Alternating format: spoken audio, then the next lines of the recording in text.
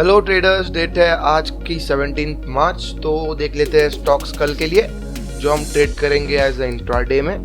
तो सबसे पहला स्टॉक है वो है कॉन्कर, जो हम देख रहे हैं 15 मिनट्स टाइम फ्रेम पे। 15 मिनट्स टाइम फ्रेम क्यों? क्योंकि मुझे ऐसा लगता है कि कल मार्केट थोड़ा सा ट्रेंडी होगा। एक्चुअल में ट्रेंडी नहीं, मार्केट हो सकता है साइड वेव सो, लेकिन स्टॉक्स ट्रेंडी होंगे। क्यों? क्योंकि कल है एक्सपायरी, और जैसा हमने देखा कि मार्केट पिछले 3-4 दिनों से फुल डाउन ट्रेंड में चल रहा है, मतलब रेड कैंडल पे रेड कैंडल, रेड कैंडल पे रेड कैंडल बन रहे हैं। तो उस हिसाब से तो कल एक्सपायरी के दिन अगर मार्केट थोड़ा सा पॉजिटिव नहीं हुआ या फिर से कल मार्केट ने एक बड़ी रेड कैंडल बनाई, तो फिर ऑप्शन राइटर्स क्या करेंगे भाई? अगर सब कुछ ऑप्शन बायर्स कमाने लगे, यही तो होता है ना ट्रेडर्स, मतलब जब मार्केट एक ट्रेंड में होता है तो ज़्यादातर ऑप्शन बायर्स कमाते हैं, लेकिन ऑप्शन राइटर्स जो असल में बड़ी अमाउंट कमाते हैं, मतलब असल पैसा बनाने वाले जो होते हैं ऑप्शन राइटर्स, यानी ऑप्शन सेलर्स। तो वो लोग कब पाएंगे? तो मार्केट को थोड़ा सा एडजस्ट करना पड़ेगा, थोड़ा पॉजिटिव या साइडवेज रहना पड़ेगा। उस हिसाब से मैं वो एज्यूम करके आज आपको ट्रेड बताने वाला हूँ। इंशाल्लाह देखते हैं कितना सही कितना गलत होगा। सबसे पहला है कॉन्कर। तो अब कॉन्कर में हम क्या देख रहे हैं कि ये एक सपोर्ट जोन पे बैठा हुआ है। बहुत ही अच्छे, बहुत ही सिंपल ट्रेडर्स, कोई रॉकेट साइंस लगाने वाली बात नहीं है, कोई 10-12 इंडिकेटर लगाने वाली बात नहीं है। तो हम देख रहे हैं कि कॉन्कर एक बहुत ही अच्छे लेवल पे बैठा हुआ है। यहाँ पे हम दो साइड से ट्रेड कर सकते हैं। पहला तो है हम इसको बाय कर सकते हैं, बाय कब कर सकते हैं? अगर आज का जो आखिरी कैंडल था 50 मिनट का, यानी ग्रीन कैंडल देख रहे हो आप, बड़ा वाला दिखा देता हूँ मैं आपको, एक बड़ा वाला ग्रीन कैंडल बन गया यहाँ पे। तो इस कैंडल का हाई जब भी टूटेगा, इस कैंडल का हाई क्या है? इस कैंडल का हाई है 541.90। तो 542 के आसपास आप इसको बाय कर सकते हैं। तो 542 के आसपास इसको बाय करने के बाद इसको स्टॉप लॉस हम लगाएंगे 528 का, और 528 के स्टॉप लॉस के खिलाफ हम इसको टारगेट दे सकते हैं 560 का पहला टारगेट। उसके बाद अगर ये उसको भी ब्रेक कर लेगा तो इसको हम दूसरा टारगेट देंगे 581 का। हाँ, लेकिन हो सकता है पहला टारगेट हो जाए अचीव एक दिन में, लेकिन दूसरा टारगेट तो एक दिन में नहीं होगा, ऐसा मुझे लगता है। तो दूसरा टारगेट अचीव होने के लिए उसको हम BTST या स्विंग ट्रेड भी कन्वर्ट कर सकते हैं। तो उस हिसाब से आप ऑर्डर प्लेस कर देना, ठीक है। अगर इन केस ये ऊपर के बजाय नीचे मूवमेंट दिखाता है तो हम इसको सेल कर देंगे 527 के नीचे, यानी 526 के आसपास इसको आप सेल कर देना। और 526 के आसपास सेल करने के बाद इसको हम पहला टारगेट जो है, अच्छा पहले स्टॉप लॉस देख लेते हैं। स्टॉप लॉस हम इसको पहला लगाएंगे 540 का, और 540 का स्टॉप लॉस के आगे इसको हम टारगेट देंगे 514।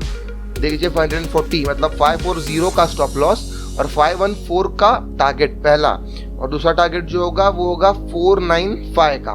तो ये दो टारगेट नीचे के साइड पे, ठीक है। अगले आगे बढ़ते हैं दूसरे स्टॉक पे। दूसरा स्टॉक है hero MotoCorp, same time frame. तो हीरो मोटोकॉर्प भी एक बहुत अच्छे सपोर्ट पे बैठा है। पहले ये सपोर्ट जो है वो इसको एक रेजिस्टेंस बना हुआ था, मतलब सपोर्ट वाला लेवल जो येलो बॉक्स है वो इसको पहले रेजिस्टेंस बना हुआ था, उसको इसने तोड़ दिया, फिर थोड़ा सा और नीचे आया, सस्टेन नहीं कर पाया, लेकिन फिर एक बार तोड़ने के बाद ये सस्टेन कर रहा है और अभी भी उसी सपोर्ट जोन में बैठा हुआ है। तो बैठने के बाद हम क्या करते हैं, अगर ये सपोर्ट तोड़ देगा, यानी कौन सा लेवल 3226 का लेवल अगर ये तोड़ देगा तो इसको आप बाय कर लेना। बाय करने के बाद इसको टारगेट हम देंगे 3279। पहला टारगेट जानता हूँ बहुत ही छोटा टारगेट है, risk to reward ratio match नहीं होता है, लेकिन कुछ कंडीशंस में ऐसा टारगेट देना पड़ता है ट्रेडर्स, आप समझा कीजिए। 90% तो ये फर्स्ट टारगेट अचीव करने के बाद सेकंड टारगेट भी अचीव कर लेगा। एक्चुअल में इसको मान चल रहा हूँ मैं, सेकंड टारगेट भी इसका फर्स्ट टारगेट ही है, लेकिन आप फर्स्ट टारगेट पे इसके कुछ क्वांटिटी या 50% क्वांटिटी सेल कर देना सेफर साइड के लिए। तो इस पे एंट्री हम लेंगे 3226 के आसपास में आप एंट्री लेंगे, और फर्स्ट टारगेट जो होगा वो 3279 का फर्स्ट टारगेट होगा। चलो 3280 का कर लो, और सेकेंड टारगेट जो होगा मेन एक्चुअल टारगेट वो होगा 3319 का, और इसके खिलाफ इसको स्टॉप लॉस हम लगाएंगे 3171 का, इसका हम स्टॉप लॉस देंगे। ओके, तो अभी अगर ये डाउन साइड अपने को मूवमेंट दिखाएगा तो हम डाउन साइड को सेल करेंगे 3171 के ऊपर, आप इसको नीचे आप इसको सेल कर देना। स्टॉप लॉस हम सेलिंग साइड के लिए लगाएंगे 3222 का, मतलब 3222, और फर्स्ट टारगेट जो होगा वो होगा हमारा 3122, और दूसरा टारगेट जो होगा वो होगा 3061 यानी 3061। ये होगा दूसरा टारगेट हीरो मोटोकॉर्प के लिए। बढ़ते हैं अगले स्टॉक की तरफ। तो अगला स्टॉक है टेकएम। पहले भी दिया हुआ था, बहुत अच्छा मूवमेंट दिखाया था। और उससे पहले एक बात बता दूं आपको कि हमने जो ट्रेड्स लिए थे ना भाई कल के दिन, यानी कल जो मैंने आपको ट्रेड्स दिए थे उसका क्या हुआ उसके बारे में देख ले।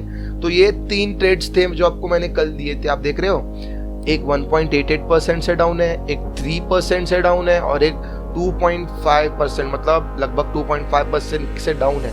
तो जिसने भी भाई ट्रेड लिया उसकी तो बहुत अच्छी खासी निकल पड़ी, बहुत ही ज़बरदस्त प्रॉफिट बना होगा भाई। तो अगर आपने भी ट्रेड लिया होगा या फिर आपको रिजल्ट अच्छे लगे तो लाइक और शेयर ज़रूर कर देना, ठीक है। बढ़ते हैं टेकएम की तरफ। तो टेकएम में हम देख रहे हैं कि एक राउंड बॉटम टाइप यहाँ पे पैटर्न बना हुआ था। आपका अगर मैं दिखाऊं बना के तो ये वाला एक राउंड बॉटम कहते हैं हम इसको, या फिर यहाँ से अगर ये वाला कंसिडर करें तो इसको हम बोलेंगे कप एंड होल्डर पैटर्न, ठीक है। वैसे तो होल्डर बहुत छोटा बन गया लेकिन ठीक है, चलो यार मान लो कप एंड होल्डर पैटर्न बन गया। उसके बाद ये रेजिस्टेंस इसने ब्रेक करके हो सकता है कि अभी रिटेस्ट कर रहा है। हम जानते हैं कभी भी रेजिस्टेंस या सपोर्ट ब्रेक होने के बाद वो स्टॉक कंपलसरी रिटेस्ट करता है। तो अब रिटेस्ट करने के बाद 2 चांसेस है ट्रेडर्स, या तो ये ऊपर साइड की मूव दिखाएगा या नीचे की साइड की मूव दिखाएगा। ऊपर 1022 ये जो लेवल है 1022 लेवल अगर इसका ब्रेक हो गया आप इसको बाय कर लेना। टारगेट पहला हम इसको देंगे 1039 का, चलो 1040 का दे दो, और दूसरा टारगेट जो हम इसको देंगे वो होगा 1059 का। अब 1059 का टारगेट क्यों दिया आप यहाँ पे देख सकते हो, ये वाला टारगेट जो है इसके बाद रेजिस्टेंस इसका यही है सबसे छोटा, तो 1059 का दूसरा टारगेट हम इसको देंगे। सेल साइड अगर ये 1020 का लेवल ब्रेक कर देता है, अगर 1020 तो उसकी करंट मार्केट प्राइस है 1015, उससे 5 पॉइंट नीचे अगर 1015 अगर ये ब्रेक कर देगा आप इसको सेल कर देना। सेल करने के बाद इसको स्टॉप लॉस हम लगाएंगे 1022 का स्टॉप लॉस लगाएंगे हम इसको, और टारगेट जो होगा सेल साइड पे वो टारगेट हमारा होगा 997 पे, ठीक है ट्रेडर्स।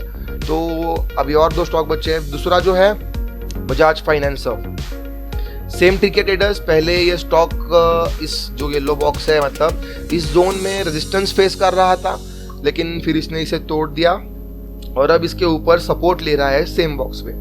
तो याद रखना ट्रेडर्स, जब भी रेजिस्टेंस टूटता है तो अब तब उसके बाद वो रेजिस्टेंस एक सपोर्ट की तरह काम आता है। तो फिर से सपोर्ट जोन के पास है ट्रेडर्स, ये येलो बॉक्स में जब तक ये स्टॉक खेलेगा आप इस पर हाथ मत लगाना।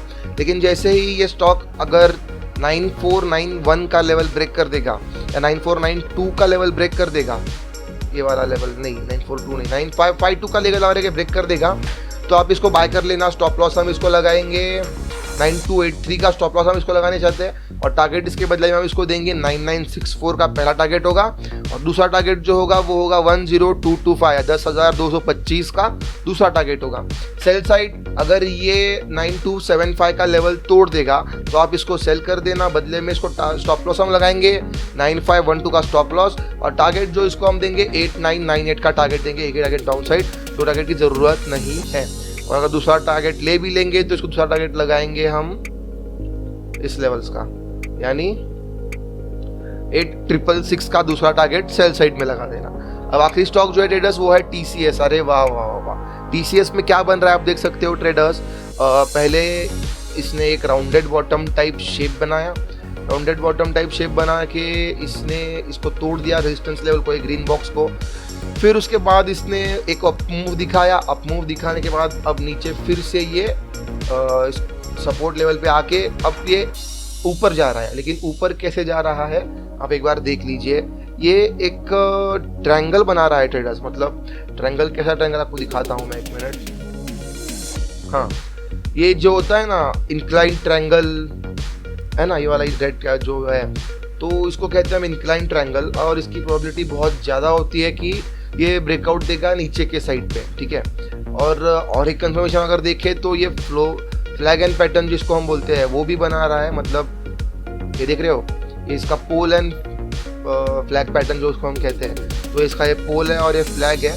तो अब यहाँ पे मुझे बहुत ज़्यादा प्रोबेबिलिटी लगती है कि ये सेल साइड मोमेंटम देगा, लेकिन एग्जैक्टली किस लेवल्स पे देगा ये आप भी नहीं जानते, ना मैं जानता हूँ, दुनिया में कोई नहीं जानता। तो मोस्ट प्रोबेबली मुझे तो लगता है 3156 के आसपास ये डाउन साइड ब्रेकआउट दे देगा, मतलब उसको टच करने के बाद दोबारा अगर वो टच करेगा तो वहाँ से डाउन साइड मूवमेंट दे देगा, तो आप वहाँ पे इसको सेल कर देना या रिटेस्ट पे सेल कर देना। रिटेस्ट पे सेल करने के बाद आप इसको स्टॉप लॉस लगाएंगे 3251 का, अगर ये इस लेवल पे सेल दे देता है तो, ब्रेकआउट दे देता है तो। इसको स्टॉप लॉस आप लगाना 3247 या 3251 का, और बदले में टारगेट हम इसको बहुत बढ़ा देंगे ट्रेडर्स, मतलब अच्छा खासा फॉल दिखाएगा यार ये, और उसको बदले में हम टारगेट देंगे 2922 का, लेकिन डायरेक्ट टारगेट नहीं देंगे हम इसको। टारगेट 1 जो होगा वो होगा 3045 का, एक बार मार्क कर लेते हैं, 3045 का 43 का टारगेट 1 होगा, और उसके बाद 2994 का टारगेट 2 होगा। अगर ये दोनों भी अच्छी हो जाते हैं तो आप तीसरे टारगेट के लिए बेशक रुक सकते हो। तो आई होप ट्रेडर्स आपको वीडियो पसंद आया होगा, और अगर आपको वीडियो पसंद आया है तो लाइक और शेयर ठोक दीजिए, महाकाल का लाइक और शेयर ठोक दीजिए। पूरा साल मेहनत करता हूँ आपके लिए बेटा, ऐसा नहीं चलेगा, ऐसा नहीं चलेगा। तो लाइक और शेयर ठोक दीजिए, महाकाल का लाइक और शेयर ठोक दीजिए।